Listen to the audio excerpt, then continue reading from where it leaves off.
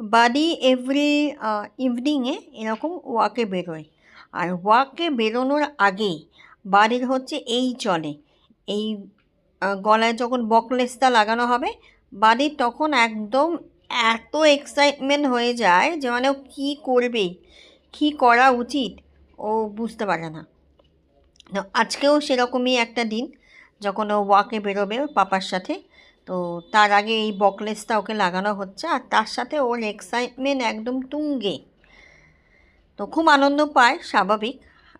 ঘুরতে আমরা সবাই ভালোবাসি কম বেশি, তো বাড়িও তাই ঘুরতে ভীষণ ভালোবাসে। এই দেখো, যেটা ধরে ওকে নিয়ে যাবে সেটা কাউকে নিতেও দেবে না, ও নিজে মুখে করে করে নিয়ে যাবে, এত তাই ও এক্সাইটমেন্ট হয়ে থাকে এই সময়টা। তো এইভাবেই আর কি ও প্রত্যেক দিনই এই সেম জিনিসটাই করে। তাই আজকে একটু তোমাদের সাথে এই ক্লিপসটা তুলে ধরলাম, আশা করি তোমাদের ভালোই লাগবে। তো কার কার বাড়িতে এরকম বাড়ি আছে এবং কারা কারা এরকম করে অবশ্যই আমাকে কমেন্ট সেকশানে জানিও। এরকম ফানি নানান রকম ভিডিও পেতে আমার ইউটিউব চ্যানেলটাকে সাবস্ক্রাইব করে দিও, আর আমার পাশে থেকো, পাশে থাকা বেল আইকনটাও প্রেস করতে একদম ভুলো না, যাতে এরম নতুন নতুন ফানি ভিডিও বাড়ির এবং আমার নানান রকম ভিডিও তোমরা যাতে পেতে পারো। এই ছিল আজকের আর কি ক্লিপ।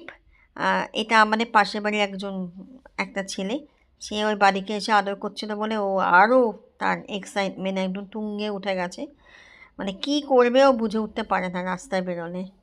এনিওয়ে, তারপরে হচ্ছে একদম গলির মুখে চলে গেল, এবং স্বাভাবিক, যারা স্ট্রিট ডগ তারা তো একটু প্রবলেম তাদের হয়, স্বাভাবিক, কারণ তাদেরকেও আমরা খেতে দিই।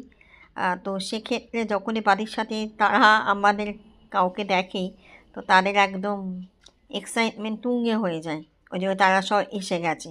মানে ওই আর কি যে আমাদেরকে খেতে দেয়, তাহলে তুই আবার ওদের সাথে কী করছিস, এই আর কি। ওদের মধ্যে নিশ্চয়ই কোনোরকম কোনো কমিউনিকেশান প্রবলেম তো হয়, সেখান থেকেই ওরা এগুলো করে। ভয় পাওয়ার কিছু নেই, পোলাইটলি একটুখানি বিহেভিয়ার করলে ওরা মোটামুটি সরে যায়, কোনো অসুবিধা হয় না। চলো, টাটা।